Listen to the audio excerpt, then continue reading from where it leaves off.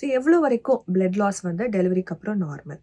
ஜென்ரலாகவே நம்ம ப்ரெக்னென்சி அப்போ ஒரு காம்பன்சேட்டரி மெக்கானிசம் மாதிரி பாடியில் நேச்சுரலாகவே ஏற்படுது. ஏன்னா டெலிவரி டைம் அப்போ ஏற்படுற பிளட் லாஸை காம்பன்சேட் பண்ணுறதுக்காக. நார்மல் டெலிவரி அப்போ ஒரு 500 ml ஆஃப் பிளட் லாஸ் வரைக்குமே அது நார்மல் தான். இது எப்போ முக்கியமாக நம்ம பார்க்குறோன்னா, பாப்பா டெலிவரி ஆனதுக்கப்புறம் இந்த நஞ்சு கொடி செப்பரேட் ஆகி வெளில வர டைமில் தான் அதிகமான பிளட் லாஸ் நம்ம பார்ப்போம். ஆனால் சில கண்டிஷன்ஸ் பார்த்தீங்கன்னா, பேபி அண்ட் பிளாசண்டா டெலிவரி ஆனதுக்கப்புறம் கர்ப்பப்பை தானாகவே டைட் ஆகணும். இல்லை இந்த மாதிரி டைட் சரியாக ஆகலை, கான்ட்ராக்ட் ஆகலை, இல்லை பேபி டெலிவரி டைம் அப்போது அதிக அளவில் டேர்ஸ் ஏற்பட்டிருக்கு, இல்லை நஞ்சு கொடி தானாகவே செப்பரேட் நேச்சுரலாக செப்பரேட் ஆகலை. இந்த மாதிரி கண்டிஷன்ஸில் 500 ml தாண்டியும் பிளட் லாஸ் ஏற்படலாம். ஆனால் இதுக்கான ஸ்டெப் வைஸ் மெஷர்ஸை உங்கள் டாக்டர் பார்த்துப்பாங்க. கவலைப்பட வேண்டாம். தேங்க்யூ.